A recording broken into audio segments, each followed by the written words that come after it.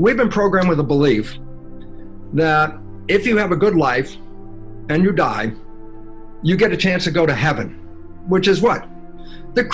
Heaven is anybody's individual thing. I talk to you, you give me your definition of heaven, you listen to my definition, you listen to somebody else, they're all different. We all have creative vision. So heaven is a creative place. And I go, so what's relevant? I go, once I started to understand this stuff, first of all, I never believed in spirituality, but the science revealed using quantum physics and epigenetics that we are a field, an energy field playing through this body. What I learned through this is, first of all, there's no such thing as death of who we are. There's death of the body, but the body is like a virtual reality suit that an energy field that is different for each one of us is operating in this body. My self-receptors on my cells, which distinguish me as being different from you, respond to a different environmental signal than your self-receptor. So each of us is receiving like a broadcast that is running this biology. Consciousness is running the biology. Consciousness isn't physical, it's an energy. And I go, why is it relevant? Because the answer was this. The belief that if you do really well and you persevere, and when you die, you're going to go to this place called heaven. And I go, consider this, that we were born into heaven, that we came here to create. That's what we're doing. We're creating. And I say, when we're creating it right, heaven on earth is here. When we're creating it wrong, struggle is here. And all of a sudden I say, oh my God, don't wait till you die that you're going to go to heaven. This is it. This is where you came to create. What do you want to create? Love? Coronavirus? You can create a damn thing you want. This is creation place. But if you don't know that your creations are being controlled, then we become a victim of a world out of control.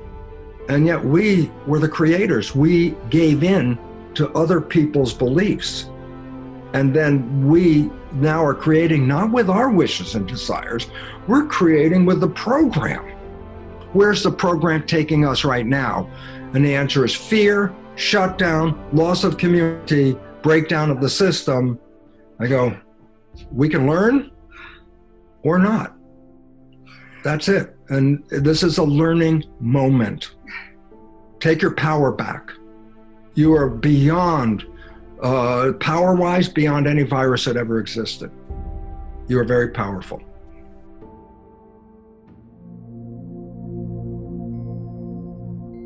Every human, and this is a fact, every human first 7 years is download hypnosis. The brain of a child under 7 is in a lower vibrational frequency. When you put wires on a person's head, you read electroencephalograph, reading brain activity. A child below 7 has a lower vibration than consciousness. It's called theta. Theta is imagination. Oh, that's how kids play a tea party with mud pies, but to them it's a real thing. A kid rides a broom, it's a horse. That's theta, imagination. Theta is also hypnosis.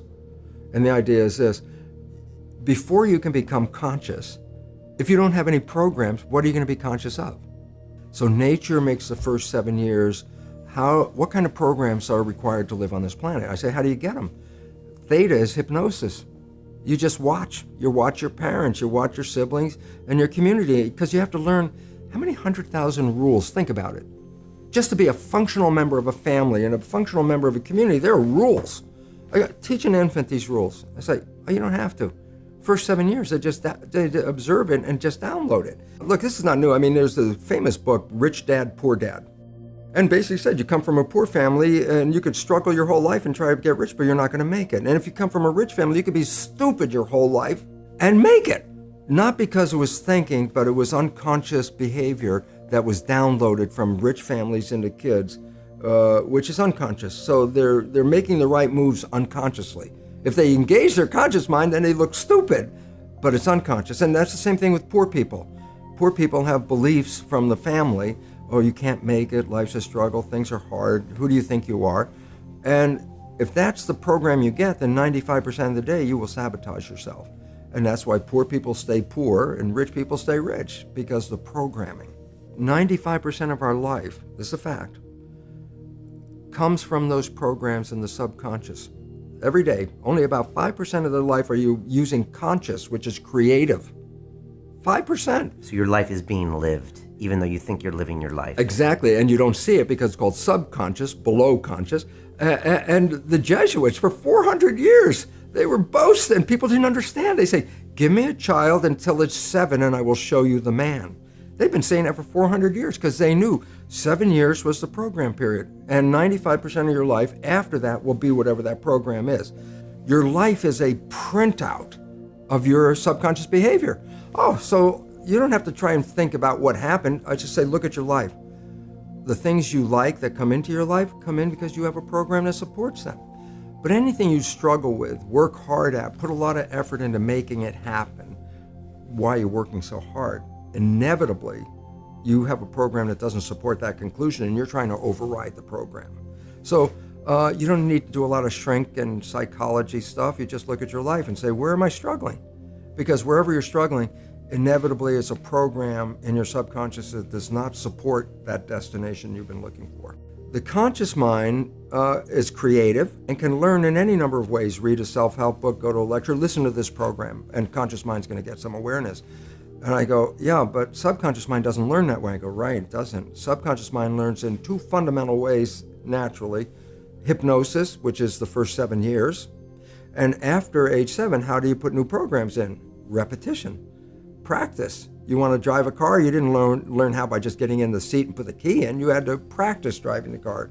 You want to learn the alphabet. How many times did you go from A to Z? Try to go to A to Z before you can complete it. Once you completed it, you didn't have to go back and do it again. So 2 phases. You want to train the subconscious mind. Hypnosis, repetition. I like the last one because there's a new phrase that's bandied about called fake it till you make it. Meaning, if you're not a happy person, I say, you want to be a happy person? Then repeat all the time, I'm happy, I'm happy. I say, well, you don't look happy or anything. I say, no, who am I talking to? By repetition, I'm talking to subconscious. Okay. If subconscious gets, I am happy, and 95% of your life comes from that subconscious, there will be a point once the subconscious got, I am happy, you don't have to say it again. Okay. It'll be automatic. And that's why we see people do affirmations and gratitude journals and stuff, because if you do that daily... It's repetitive, and that's the secret part. Putting a sticky note on the refrigerator is more like a suggestion, but it's not a repetition. So it doesn't work very well. But you have to do... Repetition is a habit. It's making habit. So you got to do something religiously in a sense of repeating it to make it work. If you don't like the program, you don't like the way it's turning out, well, then you can reprogram it. And you could get the things you want. The movie The Matrix is not science fiction. It's a documentary. This is the whole story of The Matrix. Matrix, you've been programmed? Oh, we can take a red pill and get out of the program, okay? Falling in love is the equivalent of taking the red pill biologically. Scientists have studied what is called mind wandering. I said, what is mind wandering? I said, well, your conscious mind could be focused on a task, or your conscious mind could go off into think about things, okay? And the relevance about that is when the conscious mind is staying in the front, you're in absolute control, wishes, desires, what you want, conscious mind, creative, you're in control. But the moment your conscious mind takes off into a thought or starts thinking or whatever going on, it lets go of the wheel, the autopilot takes over, okay? So the idea is this: if your mind is wandering, then you're being run by the subconscious. And it turns out this is very negative. When your mind is straightforward in consciousness, you're controlling the vehicle. So I say, falling in love has been demonstrated biologically to be equivalent to the red pill, because what it does is it keeps you, what do they call, mindful, keeps you conscious. Look, you've been looking for this partner your whole life. They're now in front of your face. This is not the time to go thinking about things. It's time to be, oh, look what I got right here in front of me. And I say, well, think about it this way. Your life could suck every day, and then you meet this person, and 24 hours later, it's heaven on earth. 24 hours later, oh my God, I'm so in love, Even the job's not so bad anymore, and the food tastes great, and the music is so much better, and love, and love, and love. I go, what the heck happened? You had all of this negative, and then in 24 hours, you have this heaven on earth. And the answer was, it was taking the red pill. That's what falling in love is. At that moment, you stop playing the program. Now you're operating from subconscious mind, which is creative, which by definition is wishes and desires. What the heck do you want from your life? If you answer that question, it's a creative answer, and by definition, it's conscious. So your wishes and desires are in your conscious mind. In a normal person's life, 5% of the day, you're moving toward that. 95% you're playing the program. You fall in love, 100, it was actually 90%, I think is the number, 90% from conscious mind. 90% of the day you are now operating from creative wishes and desires. I go, look, I said your life sucked all the way up, and then 24 hours of operating on wishes and desires and not playing the program turned earth into heaven for you at that moment. And then you go, well, how come the honeymoon doesn't last? And I go, because inevitably you still have to think about things, your job, your chores, your requirements, what you have to do. And at some point, once you start thinking, then the conscious mind is shut off. And guess what shows up? All those behaviors in the subconscious mind that were negative, 70%. And your partner, remember, your partner and you fall in love same time, both of you operating from conscious mind with wishes and desires. And all of a sudden, you start thinking, and then this behavior shows up that was your mother, your father, whatever thing you learned, and your partner is like, where the hell did that come from? Who are you? Is a response. It's like, where did that come from? We've been in this honeymoon. I've never seen that behavior. If you would have played that behavior on the first date, maybe we wouldn't have a second date, but now it shows up. And I say, why did it show up? Because I stopped being mindful. Okay. So how do you teach people to keep the honeymoon alive? Is to change the subconscious program. and it's simple for reasoning is simple. Conscious mind, wishes and desires. Subconscious mind, program. Well, what if you took the wishes and desires and made those programs? Then guess what? You don't even have to think about it. You will automatically, 95% of the day, be playing behaviors to manifest those wishes and desires. Okay. So reprogramming the subconscious with wishes and desires means you don't even have to think about it. So when you fall in love, the cocktail of chemicals coming out of your brain are things that enhance your vitality, your life, make you healthier, happier, and joy. I go, the same person, if they open their eyes and see something that scares them, none of those love chemicals are going to come out of the brain. At that moment, stress hormones and inflammatory agents are going to be released by the brain. All of a sudden I say, well, you change the chemical composition of the culture medium. I go, yeah. Result? The composition of the culture medium controls the fate of the cells. The composition of your blood controls the fate of your cells. The composition of your blood based on the picture in your mind. Change the picture, you change the chemistry. Almost everybody has the same wishes and desires. To be in love, to be happy, to be healthy, to be peaceful. That's a standard wish and desire of everybody. And if we all lived with those wishes and desires, this planet would change overnight. We would have harmony. We would have peace. We would have nature, community, environment. But until we change those subconscious programs, then we become victims of the program and not creators of our life. And when this is understood, then people could say, wait, I have a choice. I say, you do. You can play the programs you're playing, or you can rewrite those programs and take power back. And that's our destination.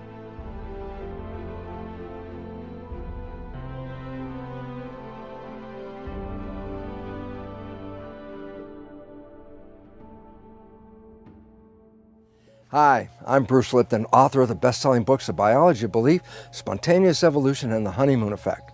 You know that knowledge is power, but more importantly, a lack of knowledge is a lack of power.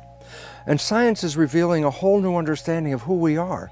We've been programmed to be victims, and yet science and quantum physics and the new science of epigenetics especially reveal that we're not victims, but we are creators.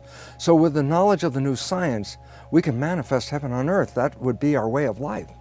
And in this regard, while I talk about this a lot, there's an idea that pictures present 1,000 words, and an animation actually represents millions of words. And that's why I'm so excited and in gratitude to After Skool, because After Skool has taken the complexity of the words and made it in the simplicity of the images. And that's how we can learn. More knowledge, more power. I hope this presentation enhances the quality and character of your life.